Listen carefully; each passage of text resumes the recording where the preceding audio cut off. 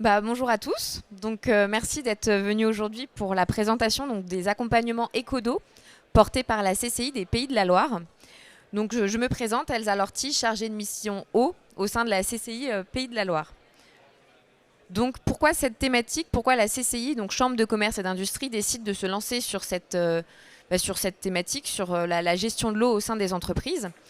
Tout simplement parce qu'en 2013, la Chambre de commerce et d'industrie avait déjà lancé la TRIA, troisième révolution industrielle et agricole, qui visait à fédérer justement les acteurs économiques du territoire pour la transition écologique de ces structures. À l'époque, il y avait différents piliers structurants comme la mobilité décarbonée, l'économie circulaire, les énergies renouvelables.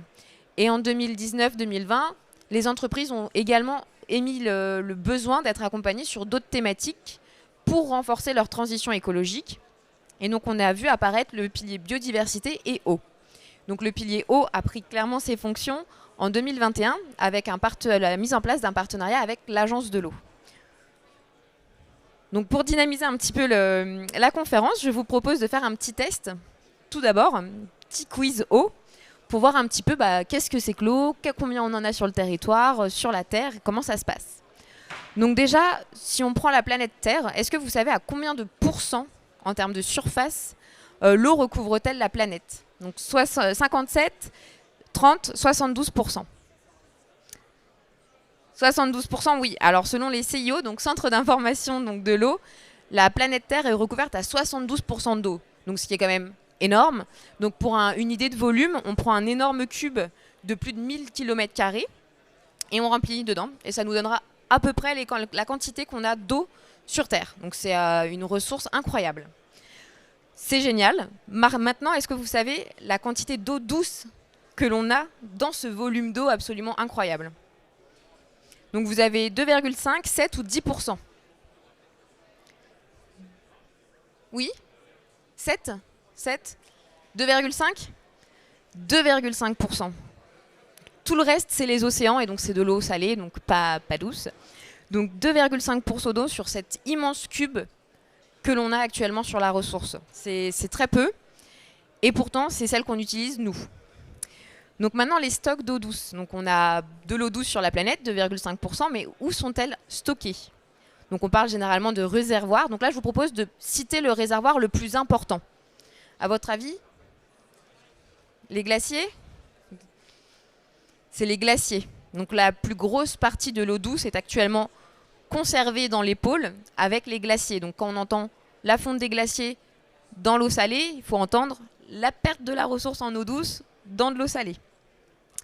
Alors ensuite, entre les eaux souterraines et les eaux superficielles, le second réservoir le plus important sur Terre? Souterraines? Ouais.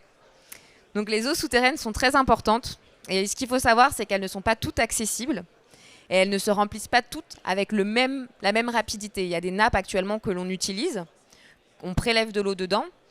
Et on sait pertinemment que nos petits-enfants ne verront pas l'eau de cette nappe revenir. Donc c'est ça qui est aussi très intéressant et très difficile à gérer entre les prélèvements et la restitution dans le milieu. Et donc les eaux de surface sont donc beaucoup moins importantes. Donc pour donner des chiffres, 68%, 69% de l'eau douce est stockée dans les glaciers. À peu près 30% est stocké dans les nappes. Et le reste dans les eaux superficielles, donc c'est environ 0,4% dans les eaux superficielles. Donc c'est rien. Pourtant, on a l'impression, nous, en France, avec les cours d'eau qu'on a, d'en voir des quantités et des quantités. Pourtant, non. Alors, autre petit jeu, est-ce que vous connaissez la consommation moyenne d'un Français en eau? Alors, c'est en litres par jour. Est-ce que quelqu'un a déjà vérifié sa consommation sur le compteur? Non. Alors oui, en moyenne, on consomme 150 litres par jour par habitant. Donc c'est une moyenne. Il faut savoir qu'il y a des personnes, voilà, selon si on lave sa voiture, selon si on a une piscine, selon si on aime prendre des bains tous les jours, et il y en a d'autres qui prennent des douches. Donc c'est vraiment une moyenne. C'est quand même une moyenne importante. D'autres pays consomment plus, certes, mais beaucoup de pays consomment moins. Et pas forcément dans les pays d'Afrique ou d'autres territoires tropicaux où la sécheresse fait qu'on ne peut pas consommer d'eau, vu que nos voisins allemands consomment 129 litres d'eau par jour, ce qui est quand même une économie non négligeable vis-à-vis de la population voilà, de notre consommation journalière. Et donc maintenant, on va parler, on va dire, des activités humaines et de leur consommation d'eau. Donc je vous ai listé différentes activités, donc l'industrie, ce que j'appelle le domestique, donc l'utilisation régulière de l'eau pour la vie de tous les jours, l'agriculture et tout ce qui va être production électrique. Donc je vais vous poser une question. Selon vous, quelle activité consomme le plus d'eau? L'industrie? L'agriculture? Et maintenant, je vais vous poser une autre question. Est-ce que vous faites une différence entre consommer l'eau et l'utiliser? Ah, parce qu'on s'est posé la question nous aussi. Donc, suspense, donc les plus gros consommateurs d'eau, c'est l'agricole. Alors, on part du principe qu'ils consomment à peu près, donc, sur les prélèvements français de la ressource en eau, 10%. Mais pourquoi ils sont devant l'industrie qui consomme aussi 10%? Parce que l'agriculture, on part du principe que c'est pour l'irrigation, principalement. Il y a l'abreuvement aussi du bétail, mais c'est principalement pour l'irrigation. Et cette eau-là est perdue, elle est réellement consommée. Donc on la puise dans une rivière, on irrigue nos champs, et ensuite elle s'évapore ou elle fait partie intégrante de la plante et du sol. Donc il va y avoir quelques retours dans le cours d'eau, mais ça va être négligeable. Donc on part vraiment du principe qu'elle est utilisée complètement. Donc ensuite, nous avons... Ah, pardon. Donc c'est l'industrie, le numéro 2. Donc le domestique. Donc l'industrie numéro 2, donc on revient toujours sur cette thématique de pourquoi l'industrie numéro 2 alors que on consomme tout autant, mais oui, mais on a un rejet beaucoup plus important. Donc les industries vont pouvoir utiliser l'eau, vont les utiliser pour les pompes, pour le nettoyage des structures, etc. et vont la rejeter immédiatement sur le même territoire. Il y a une partie qui va être donc non restituée, donc dans les produits notamment alimentaires. Si on produit des boissons gazeuses, si on produit de la brioche, l'eau va faire partie du contenant. Mais on parle donc d'utilisation, mais sinon l'eau qu'utilise l'industrie est restituée principalement dans les milieux. Donc c'est ça aussi la grande différence entre les deux activités. Et pour finir, donc la production électrique. Donc alors là, on consomme énormément d'eau. Enfin, on utilise énormément d'eau, mais on n'en consomme presque pas. Vu que sur tous les volumes qui sont prélevés, 95% est restitué presque immédiatement sur le milieu. Donc c'est là la grosse difficulté qu'on a actuellement sur le territoire, c'est qu'on parle énormément de prélèvement. Et on se dit, oui, mais on prélève, mais il y a de l'eau qui quitte réellement le territoire, qui ne revient pas, et on ne sait pas quand est-ce qu'on va revenir. Si on expédie une brioche à Paris, il est très peu probable que l'eau revienne tout de suite. Donc c'est en fait, voilà, c'est tout cet enjeu de calculer, de mesurer un petit peu les disponibilités sur notre territoire. Donc là, vous avez quelques chiffres donc sur la consommation d'eau. Donc on revient sur l'eau douce, l'eau de surface. Donc quand je vous disais l'eau de surface, on parlait des cours d'eau, mais il ne faut pas oublier aussi qu'il y a tout ce qui va être l'utilisation de l'eau dans les plantes, l'eau atmosphérique. Donc voilà, ça fait aussi partie du réservoir naturel eau douce. Et les différentes consommations et les différents usages. Donc pour revenir sur tout ce qui va être usage. Actuellement, sur le territoire, on a deux grosses ressources en eau, c'est donc les eaux souterraines et les eaux superficielles. Par contre, chaque territoire est vraiment hétérogène pour les usages et pour les sources de prélèvement. La carte que vous avez là à droite vous montre l'utilisation, on va dire, des eaux souterraines par les départements. Donc plus on est dans le bleu foncé, plus notre prélèvement sur les eaux souterraines est important. Plus on tend vers le bleu clair et le gris, moins notre dépendance à l'eau provient des eaux souterraines. Donc on peut voir donc, sur la région Pays de la Loire, on a des nappes souterraines, mais ce n'est pas forcément la ressource en eau la plus utilisée, la plus exploitable, parce que la plupart de notre eau potable proviennent des cours d'eau. En Maine-et-Loire, ça provient de la Loire. Et en tout ce qui va être Mayenne, donc ça proviendra du cours principal de la Mayenne. Et donc on a des ressources en eau très différentes sur le territoire, des capacités d'utiliser cette ressource en eau très différentes sur le territoire, et des usages aussi très différents. Donc on peut voir là, donc sur la carte qui est sur votre gauche, les différents usages. Donc le diamètre du cercle fait qu'on prélève plus ou moins d'eau, et les couleurs font, le bleu c'est une forte usage pour l'eau potable, le vert on consomme énormément pour l'agriculture, et on voit beaucoup donc de prélèvements pour tout ce qui va être centrale électrique, parce que comme on a vu c'est des gros préleveurs d'eau. Et donc, on a une grosse diversité sur le territoire et c'est ça qui est important. C'est pour ça qu'on parle toujours d'une gestion localisée de la ressource en eau. Alors c'est bien beau, on a fait un état des lieux, c'est génial. Donc il y a de l'eau. On a bien vu que la ressource en eau douce n'était pas forcément la plus disponible et la plus importante, ni la plus accessible, parce qu'aller chercher des glaciers pour produire de l'eau potable, c'est quand même un peu triste. Donc on va vérifier maintenant, avec le réchauffement climatique, comment ça se passe. Donc le réchauffement climatique, je pense qu'on en a tous un peu parlé autour de nous, on sait tous maintenant à peu près ce que c'est. Ça va apporter d'énormes difficultés, donc que ce soit pour les sols, pour la biodiversité, pour les populations aussi, qui vont être donc crise sanitaire, déplacement de population. Et pour l'eau, qu'est-ce que ça va faire? Bah simple, ça va modifier et la qualité et la quantité d'eau. Donc on entend beaucoup parler de qualité depuis des années. Ça va faire 5 années à peu près qu'on commence à se poser des questions sur la quantité d'eau disponible sur notre territoire. Parce qu'on était parti d'un postulat qui disait que l'eau était une ressource inépuisable. Il pleut et on a des cours d'eau tout le temps, à un postulat où maintenant, quand on allume la télé, on a les informations qui nous préviennent des sécheresses. Donc on ne sait pas trop un petit peu où donner de la tête. Pour répondre à ces questions, donc, et la sécheresse en Pays de Loire, je vous propose d'écouter une vidéo de Madame Florence Abetz, donc hydroclimatologue au CNRS.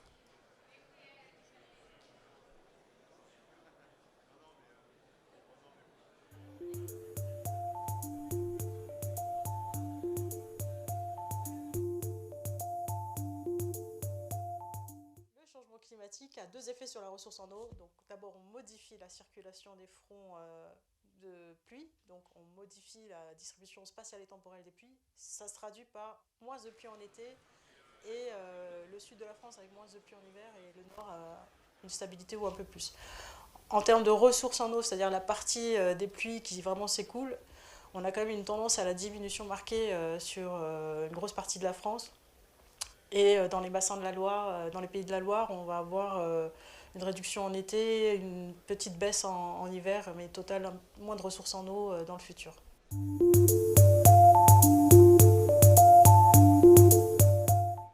Alors, ce qu'il faut savoir déjà, c'est qu'aujourd'hui, on a 2 tiers des pluies environ qui s'évaporent sur le bassin de Loire-Bretagne. Donc, ça veut dire qu'il y a une très faible partie des précipitations qui contribuent à l'écoulement.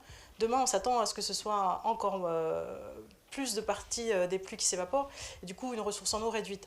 En même temps, on s'attend à ce qu'il y ait une demande accrue de la demande en eau pour l'eau potable, parce qu'on sait que quand il fait plus chaud, il y a une consommation accrue en eau potable, et puis pour l'agriculture, parce qu'effectivement, il y a un risque de sécheresse accrue, et donc peut-être un besoin en eau pour l'agriculture plus important. On s'attend aussi que pour les besoins industriels, notamment pour le refroidissement, il y ait besoin de plus d'eau. Et tout ça, ça veut dire qu'on aura moins de ressources et en même temps une demande plus élevée, donc vraiment des conflits plus forts.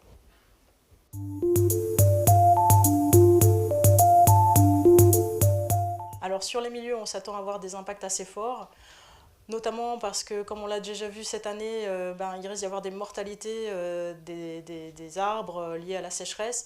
Souvent c'est combiné, hein, sécheresse plus des vecteurs, des maladies qui se propagent plus vite, etc. Donc une modification de la végétation naturelle, et qui sera forcément amplifiée par le fait que dans le milieu aquatique, on va avoir des diminutions importantes avec des niveaux qui vont baisser, et donc une faune et une flore aquatique qui risquent d'être fortement impactées, aussi par les conséquences de la température de l'eau qui va fortement augmenter.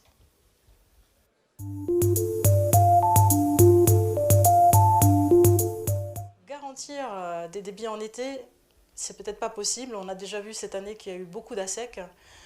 Et donc il faut s'attendre à ce que ces assecs soient de plus en plus abondants. Après, la question, c'est est-ce que ces assecs sont uniquement liés au climat, ou est-ce qu'ils sont liés aussi à des prélèvements? On peut sans doute gagner de l'eau en réduisant l'impact des prélèvements en été.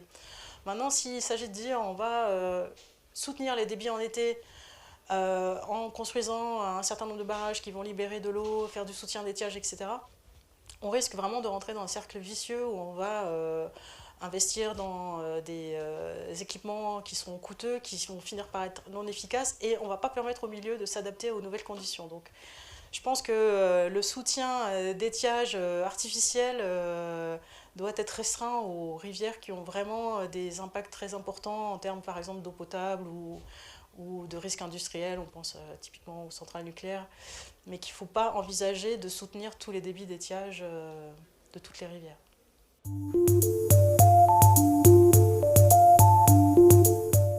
Éviter et réduire les tensions, c'est vrai que ça va être difficile. Ce qu'on sait, c'est qu'il y a des méthodes qu'on peut utiliser pour regagner en fait, des capacités de stockage naturel, parce qu'on en a perdu.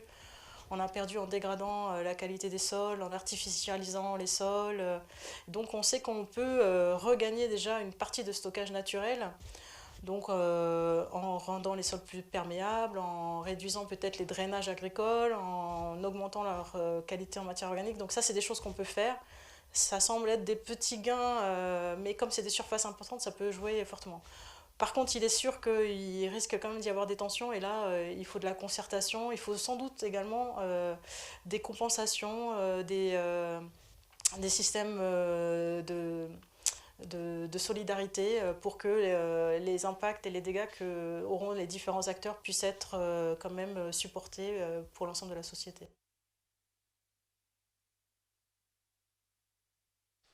Donc voilà un petit peu donc, la problématique que l'on va avoir avec le changement climatique. Et donc on peut se dire, oui, bon, alors c'est bien beau, mais à la maison, chez nous, qu'est-ce qui se passe réellement? Et bien en fait, il se passe exactement ça. Donc là, vous avez, donc je ne sais pas si vous connaissez le site ProPluvia. Donc ces cartes sont extraites de ce site qui permet de visualiser les arrêtés sécheresse. Donc un arrêté sécheresse, il faut savoir que tout ce qui est cours d'eau, nappe d'eau et la météo, tout est suivi, tout est mesuré. Donc on sait quand on a des diminutions importantes de nos volumes d'eau et on déclenche du coup les arrêtés. Donc ça se fait à l'échelle départementale. Généralement, c'est le préfet qui donne la possibilité de déclencher les arrêtés. Et on a donc un code couleur. Donc le code couleur, donc vigilance en gris, c'est attention, les cours d'eau commencent à diminuer. Ce serait bien de sensibiliser un petit peu tout le monde, d'en parler et de commencer à éveiller un petit peu les consciences sur l'état de la ressource. Ensuite, on passe en alerte, donc jaune. Donc là, on commence à se dire que ça va poser problème. On commence à demander aux personnes d'agir dans leurs mesures. Donc on demande aux personnes d'arrêter d'arroser les jardins, etc. ou d'arroser dans des créneaux horaires bien spécifiques. Enfin voilà, il y a plein de mesures qui sont prises selon les départements. Quand on passe en alerte renforcée, là, on passe encore au niveau au-dessus. Ça touche également donc, tout ce qui est le monde agricole. Donc là, ça va être compliqué parce qu'on demande aux exploitants de mettre un petit peu de pression sur leurs ressources en eau pour justement qu'il y ait assez d'eau potable pour la population. On demande également aux entreprises de vérifier un peu plus leur consommation et de diminuer d'au moins 25% selon les départements leur consommation. Alors quand on passe en crise, alors là c'est alerte générale, on n'a pas assez d'eau, ça commence à devenir compliqué, il y a des conflits partout, la priorité reste quand même l'eau potable, mais derrière il y a tout un tissu industriel, tout un tissu agricole qui souffre réellement et qui est obligé de composer. Donc là on a une carte en juin 2019, belle année. Juin 2022, donc on a quand même une petite évolution. Et là, c'était en août 2019. Donc on peut imaginer un petit peu, voilà, l'été va pas être très pluvieux normalement.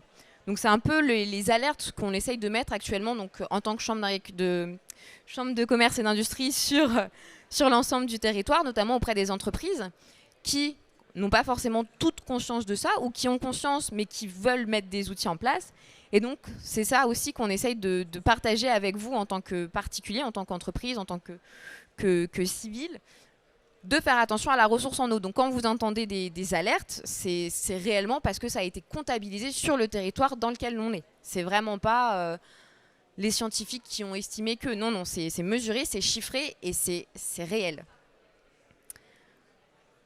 Donc pour faire un petit peu un état des lieux de la région, donc là je vous présente la carte qui a été validée donc, dans le SDAGE. Donc le SDAGE c'est le schéma directeur d'aménagement et de gestion des eaux, qui permet un petit peu de donner les grands axes de gestion de la ressource en eau sur le territoire.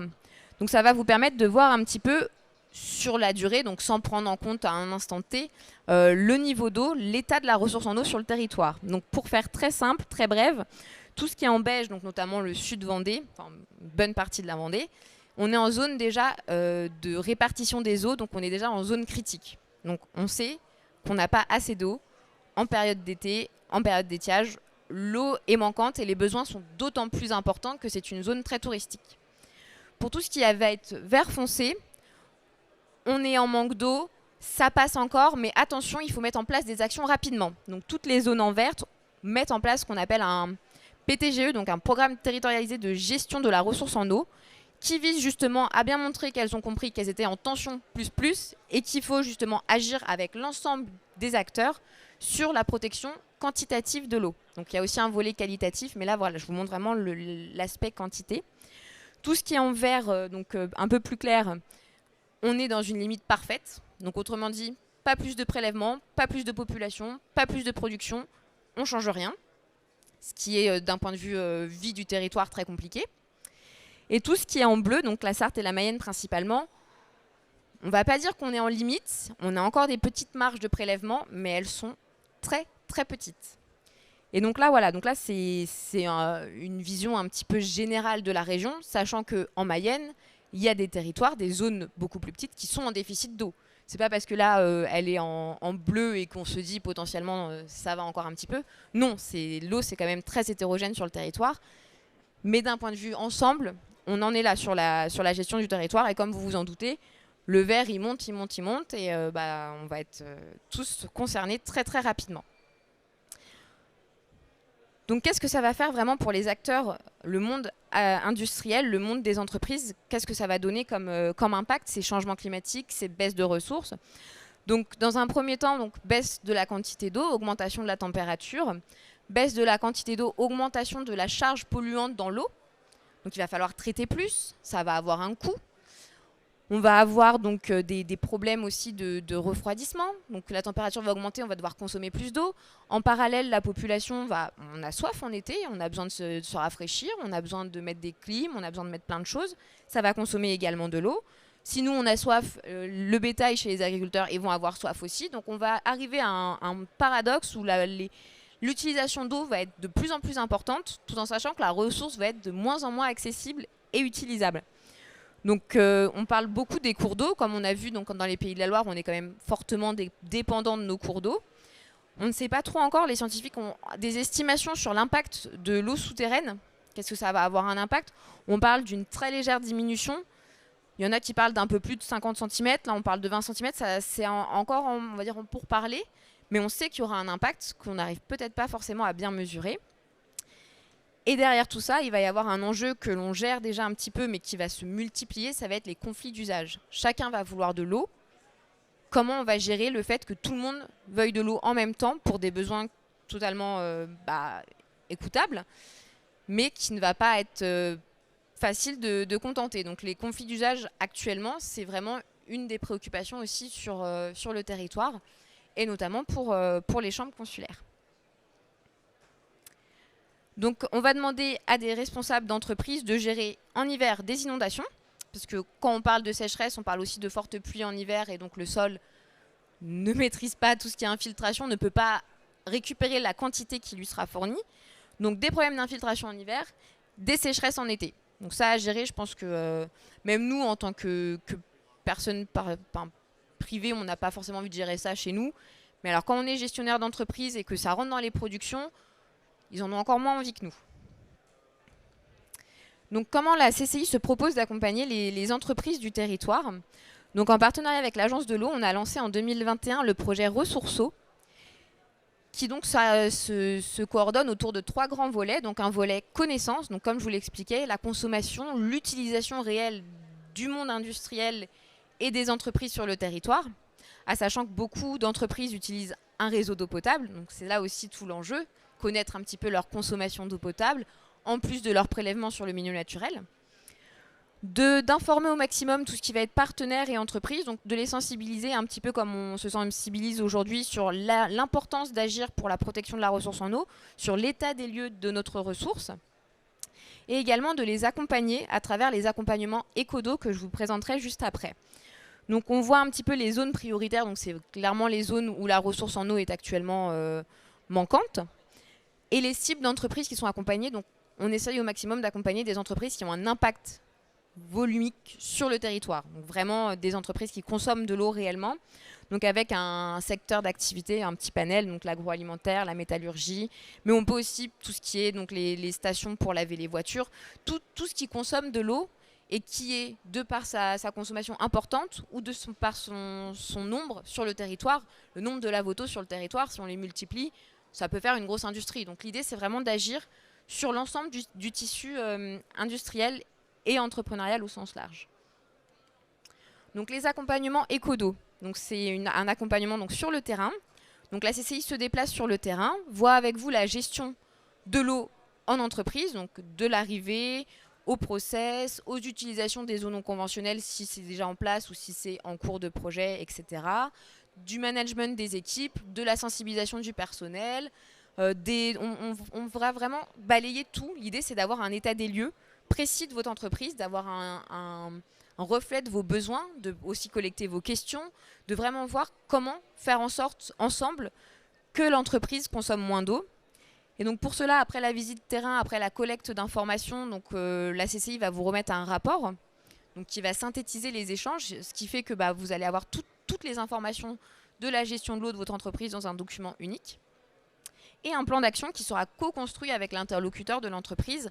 L'idée étant de faire en sorte que l'entreprise agisse, mais que ça ne soit pas non plus un problème. Donc ça veut dire s'adapter à son temps, s'adapter à son budget, s'adapter au personnel qu'elle peut mettre en place sur ses actions et être présent. Donc ça veut dire être aussi là pour lui rappeler, être aussi là pour donner des contacts, être aussi là pour répondre aux questions. L'idée, c'est vraiment d'être une béquille pour les entreprises sur cette thématique-là. Sachant que ce n'est pas forcément le cœur de métier de la plupart des entreprises. Gérer l'eau, c'est bien sympa, mais sauf pour les entreprises qui produisent de l'eau, c'est pas ce qui va faire rentrer de l'argent. Donc c'est vraiment l'idée d'accompagner les entreprises. C'est un accompagnement qui est pour le moment complètement gratuit parce qu'il est pris en charge par l'agence de l'eau de par notre partenariat. Donc c'est vraiment une solution clé en main pour se lancer dans les économies d'eau ou continuer d'avancer selon le stade de l'entreprise. Donc là, vous avez quelques exemples de solutions qu'on a déjà pu apporter à des entreprises. Donc connaître son réseau, c'est très important. On ne peut pas commencer à gérer quelque chose si on ne connaît pas les réseaux, si on ne connaît pas les consommations, les postes de consommation, la mise en place d'indicateurs de performance, la recherche de fuite et la mise en place de technologies permettant aussi d'économiser la ressource en eau. Donc sur différents types de structures, avec des économies déjà réalisées. Donc c'est un abattoir qui a participé du coup à cet accompagnement. Et avec la mise en place du plan d'action, une partie du plan d'action, donc qui est hiérarchisée, qui permet d'aller étape par étape, ils ont finalisé la première étape et ils ont déjà estimé leur économie d'eau à plus de 8800 mètres cubes. Et on vient d'avoir une information, ce sera plus de 10 000 mètres cubes, parce que les consommations varient mensuellement, donc on avait fait une moyenne, et il se trouve que non, ça fait réellement des économies d'eau. Donc c'est des petites actions qu'on a mis en place, qui n'ont pas été très coûteuses, qui n'ont pas été en termes de temps très, très importants, mais c'est déjà une satisfaction de voir qu'avec des actions simples, on peut déjà économiser plus de 10 000 mètres cubes par an. Donc je vous remercie pour votre écoute. Je suis à disposition pour toute question. Donc un petit panel des entreprises qui ont déjà participé au diagnostic Ecodo et qui se sont engagées dans les économies de la ressource. Mon contact, donc si vous avez plus de questions. Merci beaucoup.